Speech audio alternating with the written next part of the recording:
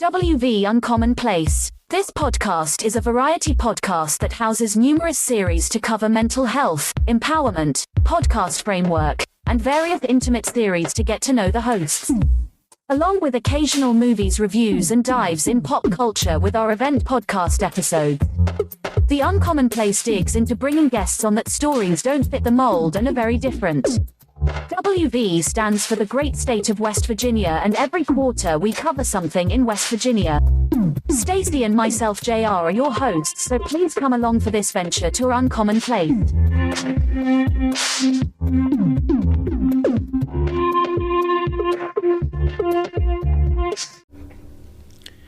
Welcome to West Virginia Uncommon Place. This is JR, and I started this WhY series about video games because it's been questionable times that there have been some really great games that came out on the original Xbox. That was my time of gaming when I was hardcore.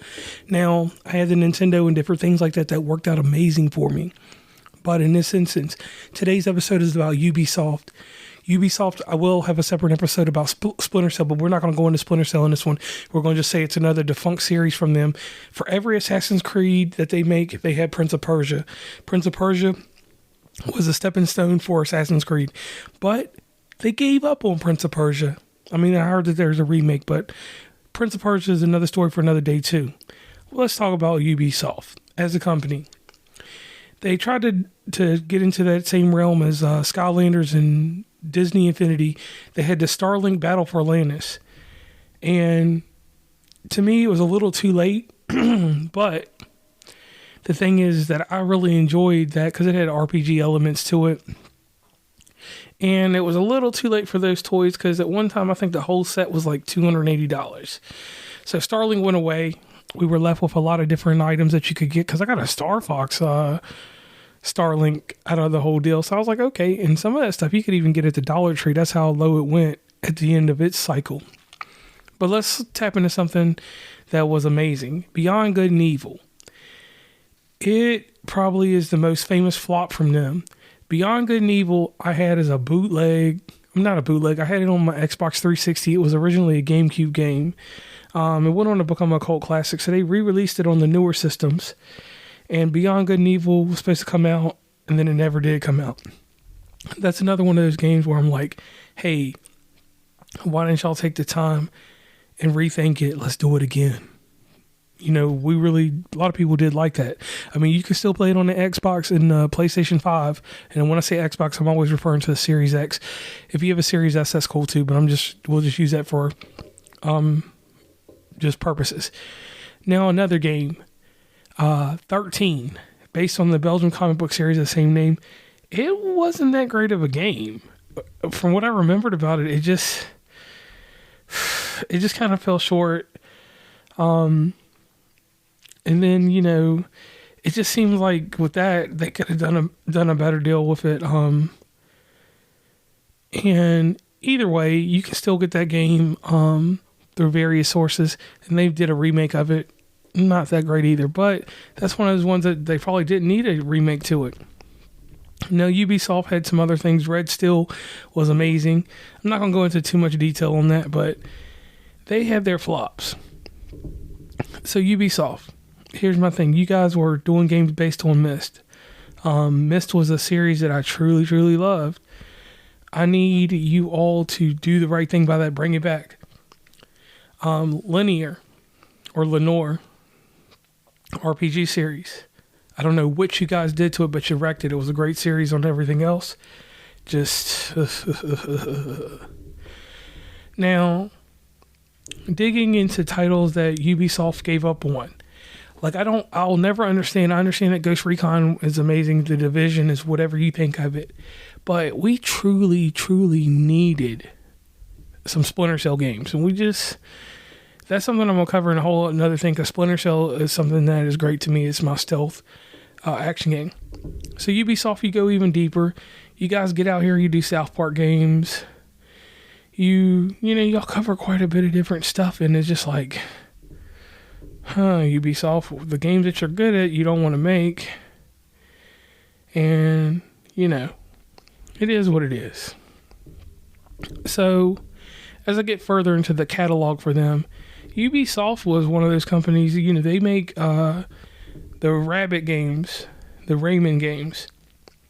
So those games, and they make Far Cry. So Far Cry is something that y'all haven't taken away from us. But what I ask you why about is we had amazing series that you guys just, like, I mean, y'all come out with some crap, I'll give you that. Like, no offense, Watch Dogs is what it is, but you could have put, you know, more into your titles besides these Assassin's Creeds and these Far Cries.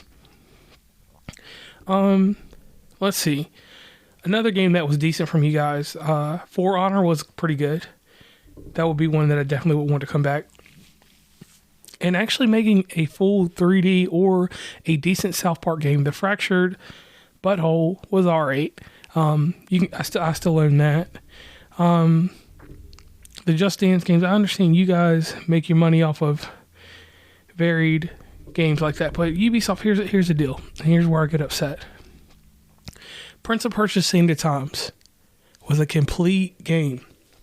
Y'all start coming out with games after game, and it's just like, man, what's going on here? Like, the Business Tycoon games, they were fun. And then, you know, you had different license for Disney games at one point. You had license for Batman Beyond. And it just seems like over time, you guys, just like everyone else, skipped on these license games. Now, I ain't gonna lie, you had some crappy license games at different points.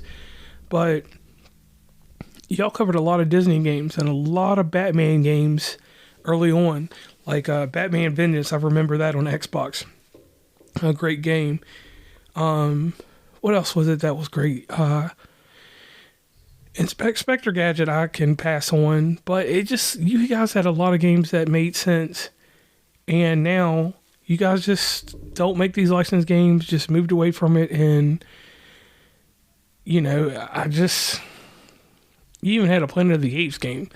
I understand Colin McRae died, so the Rally games are gone, but there was so much wealth in these games that you guys were producing, just for you guys to just decide, hey, let's just throw it all away. Especially your Tom Clancy series of Splinter Cell. That was probably the most amazing games that I've played thus far in my life when it comes to stealth games.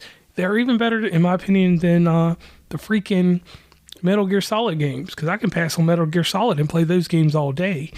And the emphasis on, like, I mean, I could go deep, but the thing is like, with the licenses you all had and the quality of games that you were making, especially with the Batman games at the time. Now, I will say now, Rocksteady and them, they're a different type of Batman game because they're based off of that, you know, Lord of the Rings manner. You know, I can understand that you guys don't want to go back to that. You guys moved on from that, so that's cool. I can agree with that. Go ahead. Y'all guys aren't going to get that license back. But Ubisoft, bring back Prince of Persia. Make people want to be involved with your games beyond Ghost Recon and The Division. Tom Clancy makes a lot of amazing stuff. You guys made a lot of amazing games off of his back, basically, and his content. Like, let's bring back Fatal Frame and let people enjoy it. Once again, so much that you guys could be doing that you're not doing. And that's why the space in gaming, like a lot of people that in my age demographic, we go back to the nostalgic games because Ubisoft, you guys just don't care. Bring back Myst. Myst was one of my favorite series. Bring back CSI games. They were interesting. A lot of the licensed material and a lot of things that you had in place. I guess that's been my major problem with all these companies. You know, that's what makes gaming great, or did make gaming great back in my time. But like some people have said to me, and I've heard a lot, that era of gaming is gone past and it will not be back. So if that's the case, just do us a favor, Ubisoft. You can release a high definition version of Beyond Good and Evil. Some of these games you could remake long enough to give us a high definition version, and we'd be alright with that. So I'm JR from West Virginia on Commonplace, and this episode is Ubisoft WhY. Please follow WV Uncommonplace on Instagram, Tumblr, Twitter, TikTok, where we have some great content, Facebook, LinkedIn. Hit up the merch store at oncommonplace.square.site. Join the email list from the website, and rate, subscribe, and give feedback from your favorite podcatcher. And lastly, thanks for listening, and tune into the next episode.